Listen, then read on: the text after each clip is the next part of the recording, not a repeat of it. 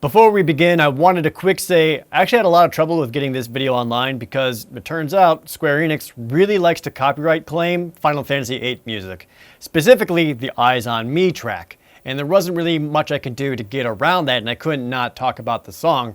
But thankfully, for this video, I did get a sponsor. Raycon earbuds provide high-quality sound in a compact design, but only half the price of other premium wireless earbuds. It has 6 hours of playtime on a full charge thanks to a sleek carrying case with seamless Bluetooth pairing to any device. I've been using them for over a year now, and I've been continually pleased. My favorite thing to do is to pop these on whenever I'm listening to whatever Final Fantasy soundtrack of my choosing, and even though they're small, they won't fall out while I'm rocking out. Finding one for you is easy with a range of models and different colors to choose from. Even better, since Raycon prioritizes happy customers more than anything else, you have a 45-day free return policy, making it an even safer and easier purchase. I can't recommend them enough for anyone looking for a break from screens but still listening to your favorite music, podcasts, or say YouTube videos wherever you go. Click the link in the description box below or go to buyraycon.com/ProJared to get 15% off of your order. The gamble that was Final Fantasy VII was a resounding success, and Squaresoft set to immediately follow it up with Final Fantasy VIII. In only 2 years, another blockbuster Final Fantasy game was ready for release.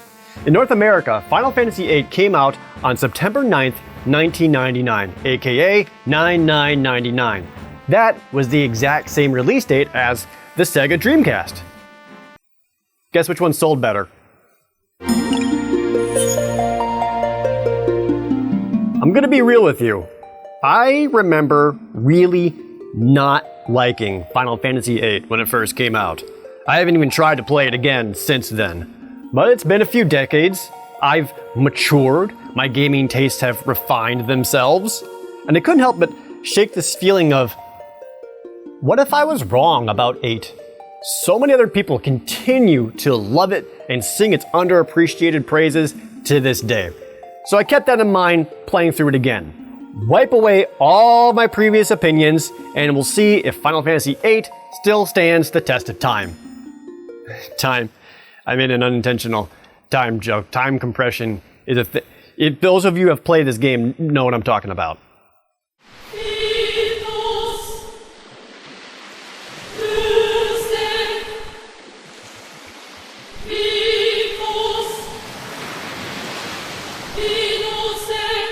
Gotta admit, this opening cutscene is pretty hype. Livery Fatale sounds amazing, and the visuals are leagues beyond anything Final Fantasy VII had. It's as if Square was saying, "You thought the last game was mind-blowing?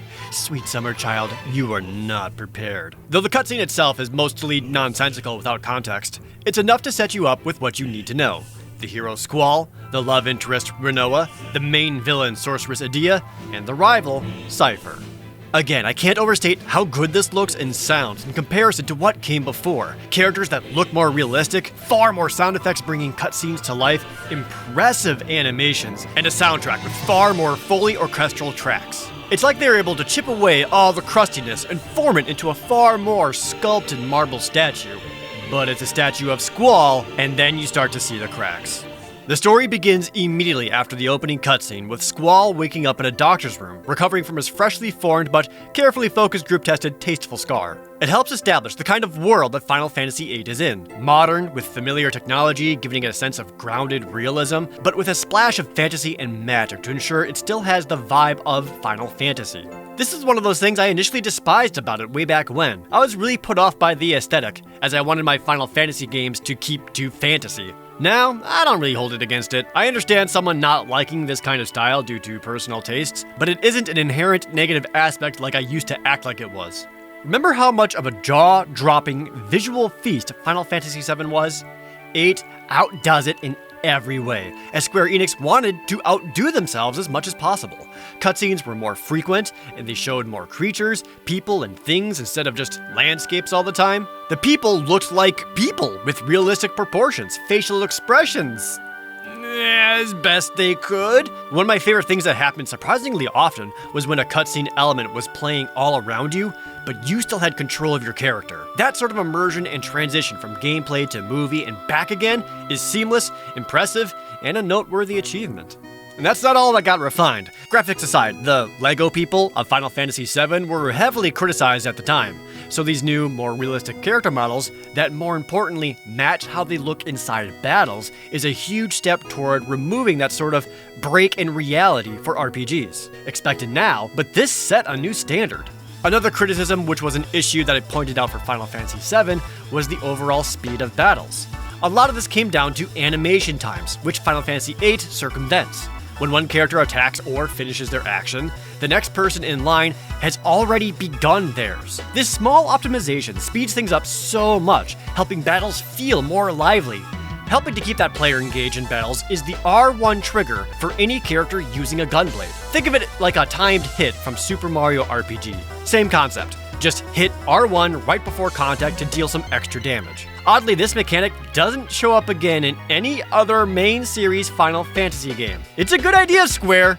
You are allowed to steal from yourself. It all still retains the distinctions of Final Fantasy though. The mix of magic and machinery, an adventure spanning the globe, airships, familiar magic spells, chocobos, summons. Speaking of summons, they are now an integral part of the gameplay, as they've gone beyond just overly animated magic spells. Summons, now called Guardian Forces or GFs, are essentially equipment that attaches to a character to give them an array of abilities. The GF themselves earn ability points, which allows them to learn skills, and then the character with the GF junctioned to them can equip those skills. Things such as hit point boosts, use items, defend, the not at all stupid boost. I'm pretty sure, as kids, the first ability that we all unlocked was boost, because it combined all the things we liked as kids. Fancy summon animations, a number getting really high, and pressing a button a lot. Yeah, mash that button, get that damage up, now! Equipping Guardian Forces to your party members is a part of the primary defining mechanic of Final Fantasy VIII, the Junction System. The Junction System allows characters to essentially equip magic spells to every facet of their being. Instead of traditional armor or accessories, you instead junction spells directly to stats, such as strength, magic, or resistances. Not every spell is the same though, as some kinds of magic are naturally more adept into linking with certain stats. For example, the life spell is very powerful at boosting maximum hit points, but not much else in offensive stats.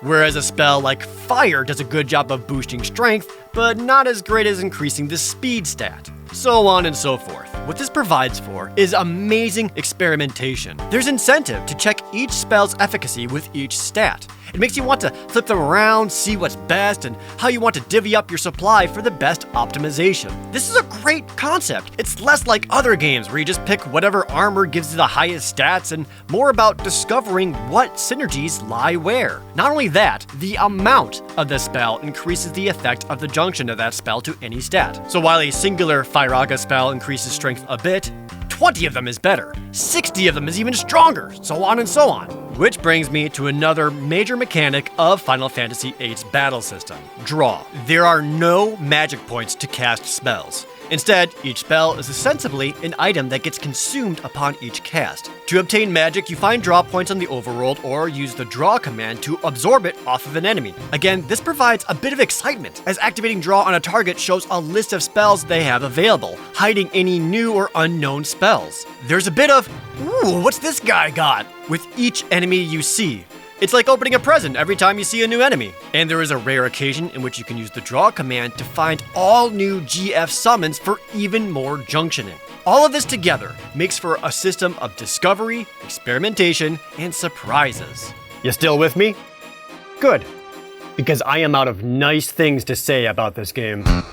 All of that gameplay stuff sucks. This is one of the least fun Final Fantasy games ever. The drawing, boring. The junctioning, tedious. And the GF system is entirely self-defeating to any game calling itself an RPG. It sucks. It's bad. Oh, I hate it. So you can draw magic from an enemy. That's fine. But remember what I said earlier. The amount of that spell junction to a stat also matters. So when you encounter an enemy with a new spell, you want to draw that spell. But you also want to draw that so that you have 99 of that spell. Every time you use the draw command, you get, at best, a few. So then you sit there in a single battle for a really, really long time, just drawing until you've had your fill of that spell. Basically, every enemy becomes a magical piñata, only you're knocking out Thundagas using a popsicle stick. But it's not just getting 99 of a single spell. Each character has their own stock of magic separate from every other character. That means if you find a universally powerful or useful spell like Life, you're not just drawing 99 of them. All 3 characters in your party are sitting there and drawing until they each have 99 of them. So whatever amount of time you thought you're going to spend drawing a spell, triple it. And I will get to the card thing, okay? Now you got 99 of whatever spell. You junction it, and that feeling of power and time worth invested rushes over your body. Boom! I'm unstoppable! Hell yeah! Then you get into a battle, and you have to cast a spell that's junctioned to one of your stats. So then you hesitate, because, well, if I cast that spell, well, then my stat goes down. And who knows when I'll be able to draw and get another. So instead, it just sits there, in plain sight, perfectly fine, but never touched. Like that one set of plates and dinnerware in your grandma's house that she refuses to let anyone get out of that one wooden display cabinet. Now that's the nice dinnerware. We don't use it. Now, to the game's credit, some of this magic draw grinding is simplified by being able to trade out stock of any character to another, or swap around magic as needed. You can fully swap out Junction GFs and all of their abilities entirely to another character anytime there's a party swap. And therein lies the other big issue with the GFs and the Junction system. Remember, none of the characters in your party have unique abilities inherently. All they have is whatever weapon they use, the fight command, and their limit breaks. The equipped GFs gives them all of their abilities. So what makes one character different from another if they're all getting the same stats and abilities from equipped GFs? Answer: nothing! There is no difference from Selphie having a set of junctions than those same junctions equipped to Irvine. This is universal, with the exception being Squall because of his Gunblade trigger hit thing. Each character is nothing but a shell to house the GFs and vessel them into combat.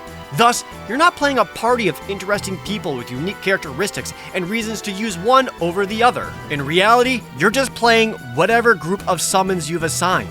The characters don't matter, each one equally empty, and it does not matter who you use. They don't matter. These matter.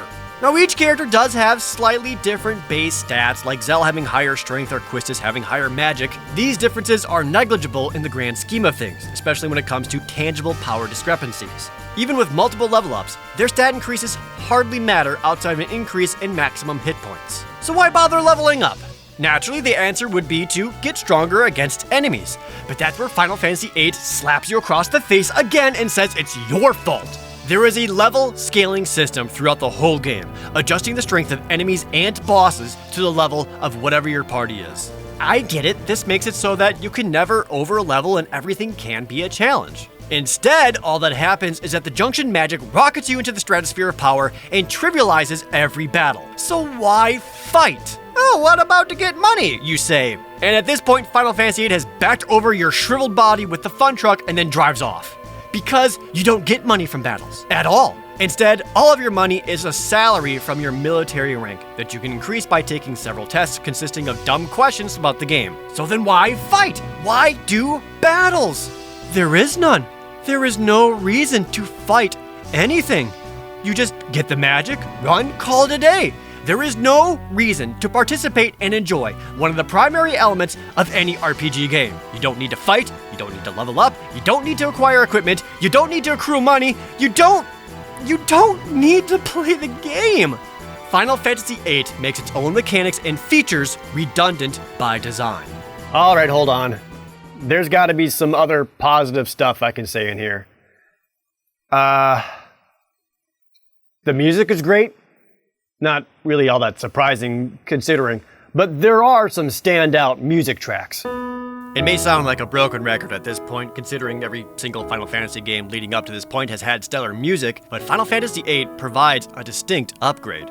The sheer quality of the sound and instruments used is leagues beyond anything before. Final Fantasy VII has fantastic music, absolutely, but it also struggled with not sounding like a Super Nintendo game. Final Fantasy VIII, on the other hand, uses actual symphonic recordings. The battle themes continue to be excellent. I love how the standard one uses so many staccato notes to punctuate tension in any battle.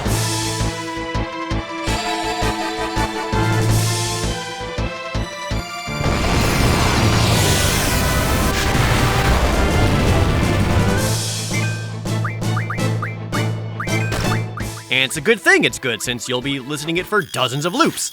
Speaking of battle themes, I want to give a special nod to the track titled The Extreme, which is used during one of the last boss fights in the game, because it brings back that familiar battle bass line to drop that beat.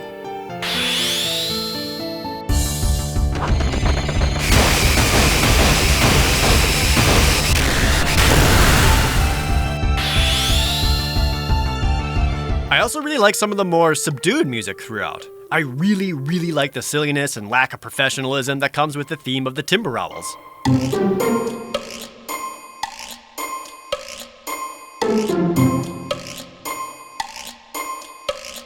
Eyes on Me, the theme of Final Fantasy VIII, is a beautiful song.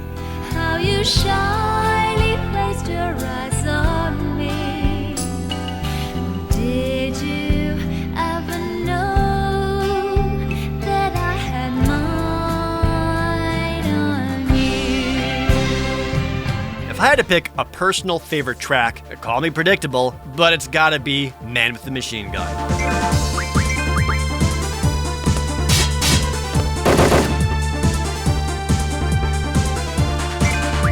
As I mentioned earlier, the presentation has been elevated alongside the audio.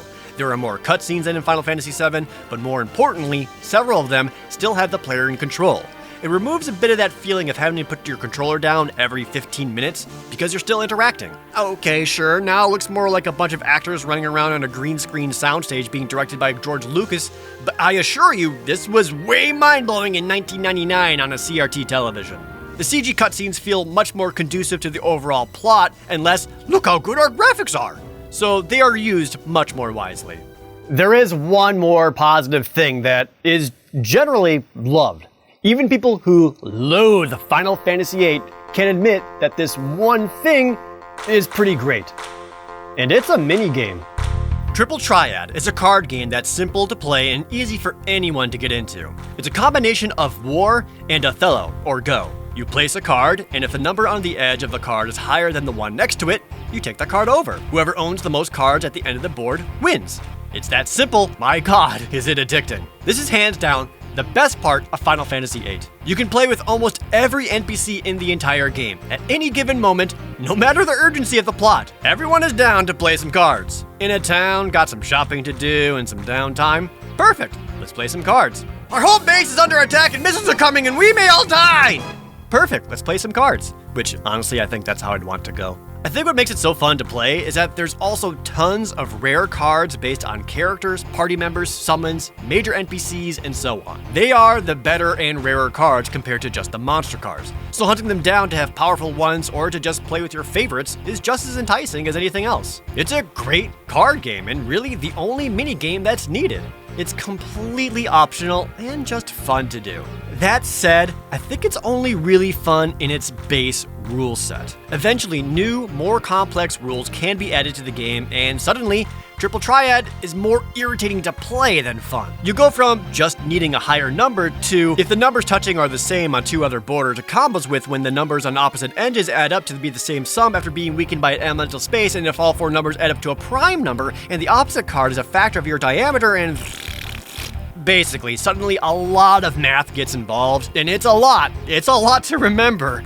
Too much to really bother with for an optional side game. And the computer players always instantly recognize and exploit these math equations that your brain can never even register. Even the simple rule of hiding your opponent's hand makes it so that you can no longer play your cards while anticipating your opponent's moves. You just play your strongest card and hope for the best, and there's not much you can do about it. So yes, Triple Triad is very, very fun, but only really in its most basic form. The added layers of complexity take away from it more than it does to make it more fun to play. The most important thing about Triple Triad is actually how it ties into the main game. These cards have more use than just within its own minigame. You can learn an ability that allows you to capture enemies and turn them into cards to help bolster your decks. You can then refine cards into items, and some of these items include turning them into magic spells. This can be a better, faster way to get magic for junctioning than just drawing it from enemies, and it's possible to get higher level magic way before you would normally find it, allowing for some stupidly overpowered party members way sooner.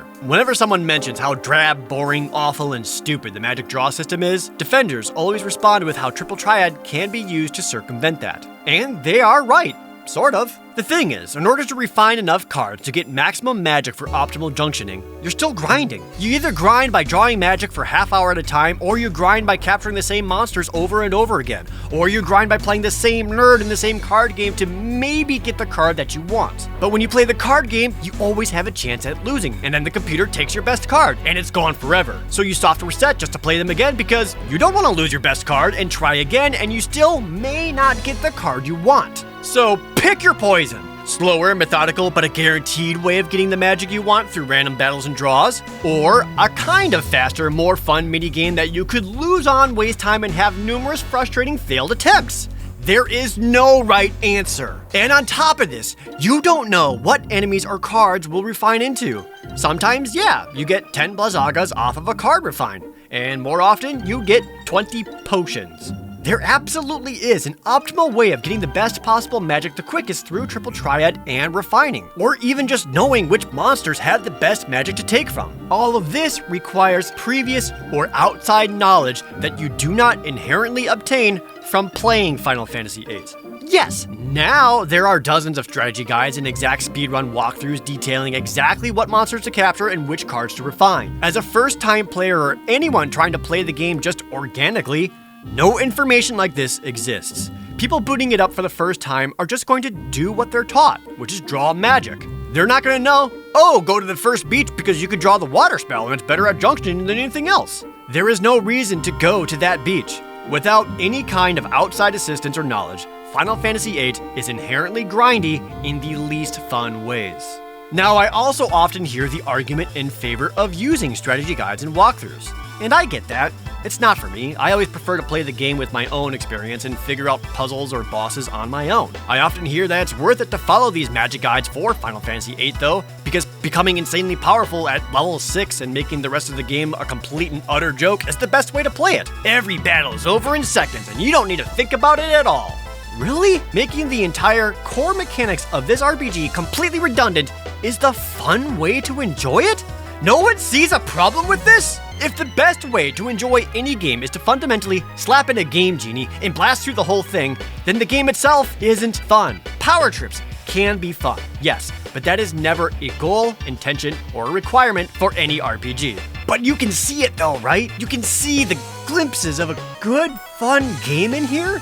The way all the mechanics, optional or not, can work together cohesively. The drawing, the refining, the junctioning, even the optional card game, all the signs of a really cool concept are all there. And that's what hurts me so. It should be cool. It should be awesome to experiment and discover all the options. But it isn't. And honestly, that really, really bums me out. I think that's what sucks the most. I want to like it. I want to like playing Final Fantasy VIII. I wish Final Fantasy VIII wanted me to like playing it. I will not fault anyone for choosing to go the power gaming route just to blast through it for the sake of getting through the story. And the story is bad. It's really bad. It's a bad story. I'm not going to go over every minutia of the nonsense that happens because, quite frankly, that isn't why it's bad. There is some dumb stuff that occurs, sure, but it's the structure, the writing, and the complete lack of good characters that makes Final Fantasy VIII's story fall so flat. And look no further than the main protagonist, Squall. Of all of Final Fantasy, he is the most unlikable, irritating, frustrating, quote-unquote hero to follow throughout the whole story. And this has nothing to do with him being emo. Honestly, him being broody and cold to everyone is more of a taste thing than anything else. Some people are into those kinds of characters. I am not. just different tastes. I don't like the justification for his emo-ness, but I don't think it's fair to point a finger and parrot that's why Squall sucks, as abrasive and frustrating as he is. He is unresponsive to his friends, particularly when they try to be especially supportive or in need of his support. He intentionally gives no importance to anything or anyone around him, goes out of his way to show that he doesn't care about anything around him in his personal space, the world, or otherwise. All of this is signaled in his most memorable oft-repeated catchphrase, whatever. And that's it. That's his personality. His personality is, he's a dick. Look, it's no secret that the entire plot involves Squall getting together with Rinoa romantically. It's in every advertisement, it's in the manual, even the opening cutscene basically tells the player outright, yeah, these two are gonna bang. Got it? Good, cool. And they do get together, because the plot demands it. There is no real chemistry between them, no relationship being built, it just happens. Literally! There's a point where Rinoa ends up in a coma after tens of hours of Squall being an aloof jerkwad. He suddenly, entirely out of the blue, says all he cares about is Rinoa, just wants to be with her, and will do anything to protect her. Like a light switch being flipped, he goes from nothing to complete infatuation. Unless you chose differently. Throughout the early half of the story, there are numerous player decisions of how Squall responds to a question or situation. The answer does not affect the outcome whatsoever, so it's just a role-playing choice of sorts. Basically, respond warmly and positively, or respond negatively and cold. Now, based on what we've seen of Squall's personality, as demonstrated by his constant leave me alone attitude and edginess, the answer that makes more sense and is applicable in any situation is the negative one. Because frankly, that's what he would say. The negative choice is more in character for Squall. But if you do pick the positive responses, then he does warm up way more and his relationship with Rinoa makes a bit more sense. But those responses go against everything he is as a character, and the only reason happier choices would be chosen is because you, as a player, already know that these two are supposed to end up together, thus requiring you to roleplay out of character. There's a narrative dissonance. Pick the response that makes sense for Squall, or pick the response that furthers the preordained plot that was forced upon you and given this sort of meta-knowledge of how things are going to play out beforehand. These choices don't add anything gameplay-wise, they are obtrusive narratively, and only work if you act against Squall's character, which is in line with every single other side character in Final Fantasy VIII. They all exist for one purpose: to tell Squall what to do. I don't mean that in a tell him and or the player what the next objective is. I mean people literally tell him how to act and what he's supposed to do. Throughout the entirety of the story, there are numerous times where Squall is inactive and reacts passively to everything around him. Squall is a failed attempt at a reluctant hero. He goes beyond reluctant to outright obstructive. Reluctant heroes don't want to be involved, but rise to the occasion when they are needed. Squall doesn't rise on his own merit. He is pushed. It takes everyone around him to say, quite literally, you're supposed to be the leader, or Squall, this is what you need to do, despite the fact that any other one of them would be just as capable as Squall. Hell, even Irvine shows instances of natural leadership more than Squall ever does. Squall is devoid of any kind of agency as a hero, protagonist, or playable character, but people end up following Squall because the plot calls for it. Just like his relationship with Rinoa, there is no chemistry, no real reason these two would ever like each other or fall for each other. They never have moments or scenes together that would promote this. Remember, Rinoa only ever noticed him at the dance because he was, quote, best looking guy here. Regardless of the redundant role-playing decisions, Squall displays negligible infatuation with Rinoa. At no point is there an iota of him being attracted to her, but he ends up pursuing her. Why? Because every other character tells him to. All of his friends tell Squall to go after her. Not because it's obvious they like each other or would be a good couple or whatever. It's because, by their own words, they'd be cute together. That's it. They're literally shipped together. It's the equivalent of your high school friends telling you to date another person you've never cared about before because they'd think you'd look cute together. It's one thing to have a reluctant hero. It's another to have a reluctant relationship. To make up for Squall's complete lack of personality traits, every supporting character around him is an exaggerated one-note personality that can be described as a single trait cranked up to maximum. Selphie is the energetic one. Quistis is the responsible one. Irvine is the cocky one. Rinoa is the bland one. None of them get any real development or worthwhile scenes that lets them, as people, shine through, and no reason to make them memorable or likable outside of their visual design. And then there's Zell. Zell is an idiot. Zell's facial tribal tats lets you know that he will tell you about his SoundCloud. Check it out, I think you'd like it. It's new metal indie bluegrass rap. Zell's favorite snack is packets of silica gel. I like the way they get stuck between my teeth. Zell only wears massive Jinko jorts because he's foolish enough to think that someone else will get in there with him. I wanted to defend him because I thought he got a bad reputation. But upon playing it again, no, Zell is insufferable. Okay, there is one great character, and that's Laguna. The moment he is on screen, he steals the show. He is immediately likable, charming, funny, and has loads of personality in every line he gives. This is shown thanks to his fantastic friendship with Ward and Kiros. It allows him to shine in every one of those scenes. You can see how highly they think of each other. Their friendship is real, and his personal struggles and decisions are believable without being forced down your throat. Honestly, if there's ever anyone that deserves a Crisis Core style prequel all about him, it's Laguna. You'd be forgiven for never even seeing him though, because Final Fantasy VIII is hard to play through. Aside from all the gameplay stuff I mentioned, the story is paced so incredibly slowly. Nothing interesting happens until the end of Disc 1, the Assassination Mission, after about 10 hours of playing. Even going from first taking control of Squall to your very first battle takes 25 minutes. And yes, the story gets bonkers. Time travel is involved. You go to space. Every party member gets selective amnesia for absolutely no payoff. People get possessed. There's even a point where Squall himself literally says, I have no idea what's going on. But what about the Squall is dead theory? You mean the fan theory that after Squall gets stabbed at the end of Disc 1, he's actually dying, which is why his brain concocts such bonkers events for the rest of the game. Okay, two things. One, the producer himself, Yoshinori Kitase, has already debunked this theory. Second, you act like weird shit didn't happen before he got stabbed? Going into a lava area and having to fight a fire demon as a high school student? Driving away from a spider tank? Summoning the devil? Party members seeing other people's lives in the past while consciously aware of each other? A zombie monster decoy? A goddamned T-Rex? It was weird before, it gets weird after, the plot is just weird, and it's a weak theory. Besides, Squall is clearly hit in the shoulder. You know, the least lethal of human parts. The most egregious plot issue I have with the whole thing is the main villain. There is so much excellent setup with Sorceress Edea. She's imposing, visually interesting, and she's connected to all the main characters. She's their foster mother from when they all stayed in the same orphanage. Which is a stupid plot twist because all it amounts to is all of the characters saying, oh, that's a weird coincidence, but that's besides the point. It makes the scene where Irvine couldn't take the shot all that much better because of his memory of her kindness and matronly care for all of them. And nope, she's not the main villain. Not even Sorceress Edea, currently imprisoned in space. It's Sorceress Ultimecia, who comes out of nowhere and is evil for the sake of being evil.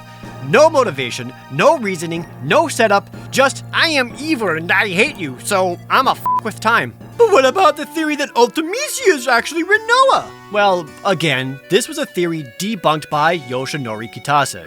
They said that they were meant to be opposites, which is why Ultimecia has dark wings and an evil motif in contrast to Rinoa's. But they are not the same person. The thing is though, I kinda wish it was true. This would make Ultimecia a more interesting villain and make the plot more interesting. A different timeline version of Rinoa that got purely corrupted would be a great antagonist to the party as a whole, Rinoa especially. The plot would be better if this theory were true, but it isn't. The plot, the characters, the villains, it's all an awful mess. I can't even count how many times I mentally checked out while playing. I think the worst was when Dr. Odin just acts as an exposition dump, explaining that the party needs to fly to space to kill Sorceress Edea so that Ultimecia goes into Rinoa so that Eleni can send them into the past, so that when Ultimecia uses time compression, the future is in our present and they can kill future Ultimecia currently in the present so that she can no longer affect the past to protect our present. I think I got that right? I don't know. I played cards afterwards. I wanted to be wrong about Final Fantasy VIII. I tried, man. It just falls flat in every single thing that it wants. But I can also absolutely see why. So many people like it and continue to love it to this day. Despite all my gripes and its obvious shortcomings, Final Fantasy VIII does present new, interesting ideas even if they didn't pan out well. It experimented with the Final Fantasy formula heavily, willing to take risks and try something new. The more futuristic, almost contemporary world has fascinating aspects to it. There are memorable scenes, the rivalry with Seifer actually works pretty well, and to focus on a story about love, something that everyone wants, helped elevate the themes of the series beyond just save the world. For its time, the more realistically designed characters did help them being perceived as more real. It has its merits. I just wish it worked. Playing it again only reaffirmed its position as one of the bottom-tier Final Fantasies. But it has so many cool ideas on paper. I like the concept of the draw system, the junctioning, and all that.